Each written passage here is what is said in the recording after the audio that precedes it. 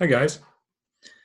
This is a video about the planet Mars as part of the ongoing series I'm doing on the planets. It's the next planet within the Chaldean order of the planets that I've given here on my website. You can find out about that elsewhere, of course. But yeah, we're going to be talking about Mars, the principle of action, of centrifugal force, as I've called it here. Excuse me.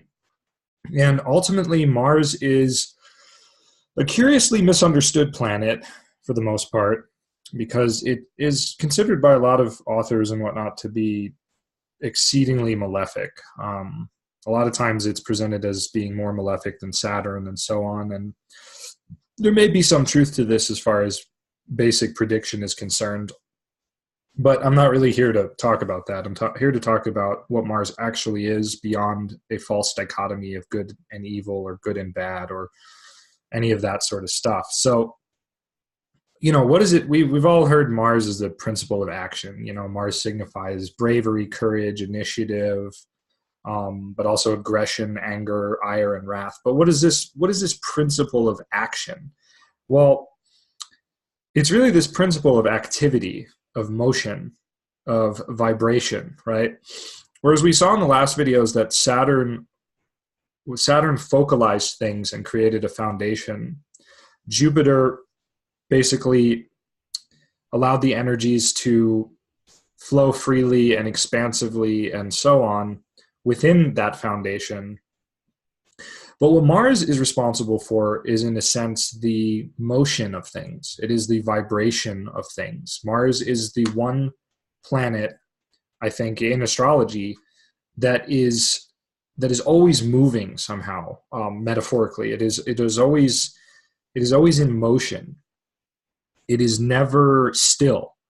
And I think that's why Mars can be so problematic in so many contexts, because it's just constantly moving. It signifies an area of life where things are constantly changing and just in motion, right? Or rather in motion and thereby changing. Mars is an energy that does not abide in stillness. It does not sit still. And it's a very important energy because it is in a sense, I like to imagine Mars as kind of this arrow and Jupiter as like a bow.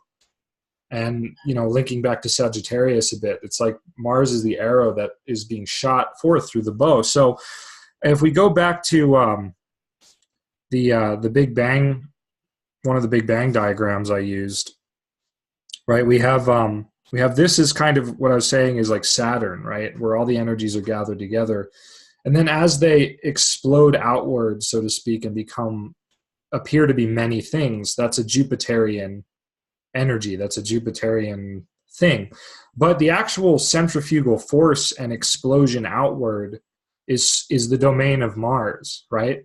So whereas Saturn is focalizing all these things together, which are, in and by their nature, going to be multiple or appear as multiplicity, which is Jupiterian, right?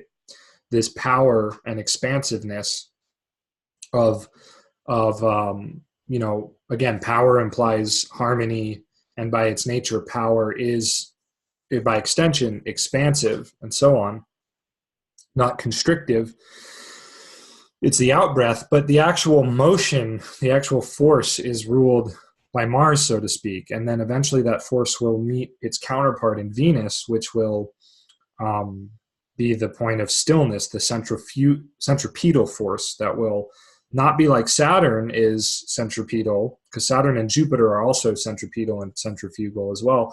But it will be, again, we're getting into the stage of multiplicity. So Venus is kind of like the stillness that one can realize in the world of form or multiplicity. But I'll elaborate on that more when we get to Venus. So yeah, this forward force, so to speak, is martial. Saturn and Jupiter they're just that rhythm of in-breath and out-breath, right? That natural sort of ebb and flow that we call expansion and contraction. But they are not really it's hard to describe this. They are not really as personal as Mars and Venus will be, as we'll see as we progress. And like I said, it's a little hard for me to put this into words at the moment. I can see it, I can feel it, but putting it into words is escaping me at the moment. I guess my point is that whereas Saturn and Jupiter are sort of centripetal and centrifugal by default, almost, as what in terms of what they are doing. But Mars and Venus are centripetal or centrifugal and centripetal, and centrifugal meaning coming in, or sorry, centrifugal meaning going out. Sorry, just had a Martian moment of frustration there, but going out, right? And centripetal is coming in. So Mars and Venus are more iconically centrifugal and centripetal. And so Mars, I like to think of Mars too as vibration, like all these just, this is like very Martian thing that's happening, but but vibrations are typically happening according to an ordered sort of spectrum of things, right? We again see, these nice like ripple images in the water and so on as, it kind of, again, looks like our Big Bang at the center radiating outward. Sure. But another way to think of this too is that as it becomes manifested, this focus and power, Saturn and Jupiter, become sort of reflected in Mars and Venus again. So Venus becomes another type of focalization. So Venus is kind of like the center here, whereas Mars becomes another type of power, a more centrifugal and very expansive power like Jupiter, except that it's more one directional, whereas Jupiter is multi-dimensional, So that's a good way to look at it, perhaps, that Saturn and Jupiter are kind of like multi-dimensional, multi-layered, and Mars and Venus become more singly focused, so a little bit more one-dimensional or not as multi-dimensional. So in a sense, this is maybe a poor illustration because it's more Saturn, Jupiter. I'll go back to the sound waves and whatnot. These sound waves, and I love these images. They just, you have this force radiating in a particular direction, right? But it's sort of, see these circles around it, and you can see a structure in it. And it's like music, right? Music moves. It's vibration. The strings of an instrument are vibrating, right? Producing sound. But it moves according to a definite pattern or idea or goal, so to speak, like a definite aesthetic, you could say, whatever that aesthetic is. And that's a Venusian thing. So you have the motion of Mars is always sort of contained or bounded within the harmony of and centripetal nature of Venus. I hope that kind of makes sense, what I'm saying. It's a little arcane, I acknowledge, but basically with Mars and Venus, you have, centrifugal force and centripetal force, the principle of action counterbalanced by the principle of beauty. So getting back to Mars a little bit here, we have, it's our essential capacity to initiate actions and direct our solar powers toward a given end, right? Mars is kind of like the rays shining out of the sun as well. It's another way to think about him.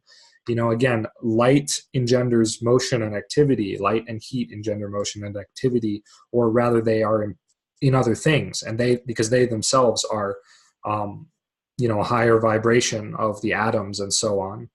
The more high of a vibration is, the more hot it is, right? And what we call hot, and therefore the more subtle it becomes. And theoretically, spirit, as it emerges out of the ocean of the divine, is the highest vibratory thing, moving the fastest, whereas the densest, darkest part of the spectrum of consciousness is the least vibrational, it's the slowest, and so on. So Mars is pretty simple, right? It allows us to break new ground, penetrate into new territory, break free of inertia, overcome obstacles, and so on. In the Sufi doctrine, right, Mars is something called conjecture, or al-Hwam. I'm not sure if I'm pronouncing that right, but al-Hwam is how I'm going to pronounce it. Do my best here. is a very interesting thing because many people practicing Indian astrology, especially in the West today, seem to promote Mars as logic. And like we talked about in the Saturn video, Saturn is more properly intellect, reason, logic. Mars is logical, but Mars is not the function of logic. It can't be. If we understand what reason and logic really are, watch my video on Saturn and you will, hopefully.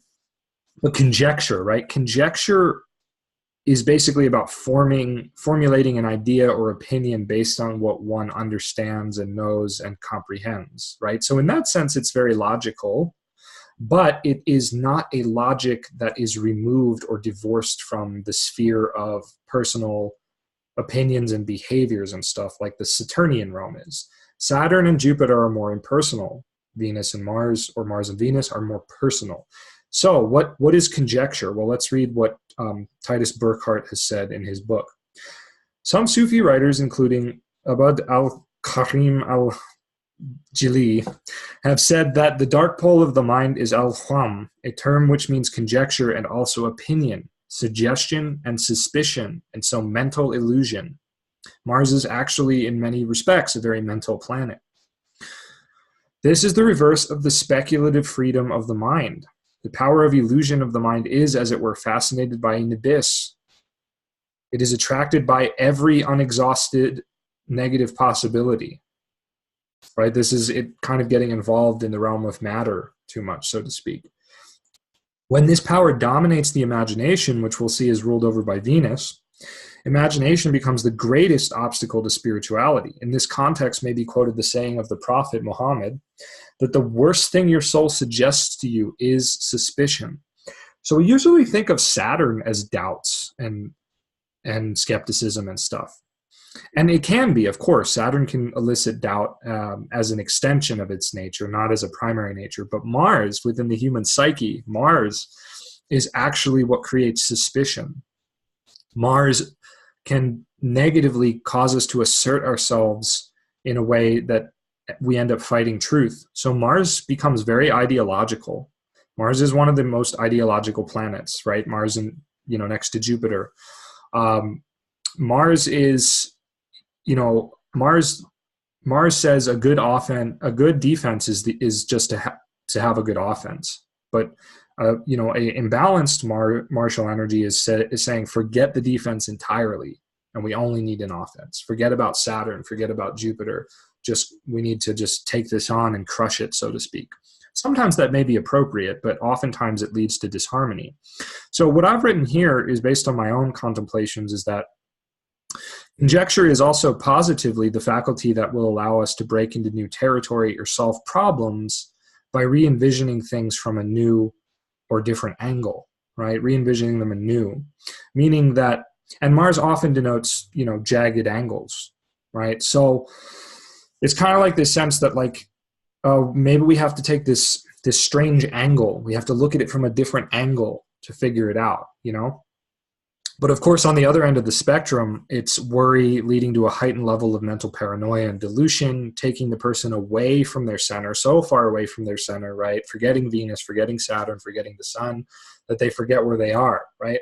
So conjecture can be summarized as this notion of what if, right? What if we tried this? What if we did this? What if things were this way, right? A revolution. What if we didn't have to pay taxes and we could be represented, right? The American Revolution.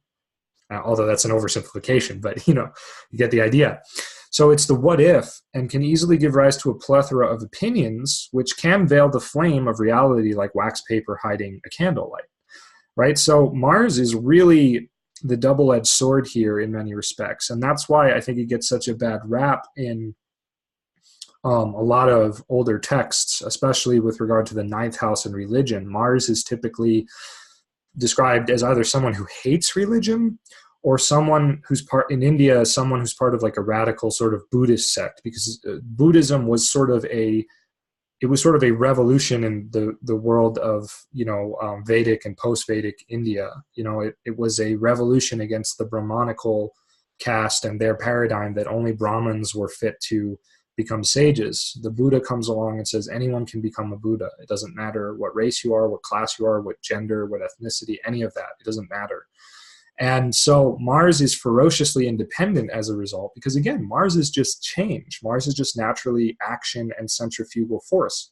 So Mars doesn't sit still. Mars is always conjecturing, in a sense, always moving forward, which is really an important thing as far as the universe is concerned, as far as life is concerned. Mars, we need Mars so that we don't get stuck in a rut. But of course, Mars, left to its own devices without Venus or without the sun and so on, Mars can just become a rebel without a cause, like that great movie with James Dean.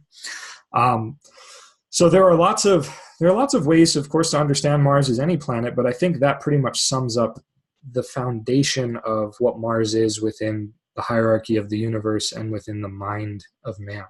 So please, if you like this video, don't forget to hit like, subscribe, share this with your friends, and of course, check out my website for personalized readings and more. Have a great day.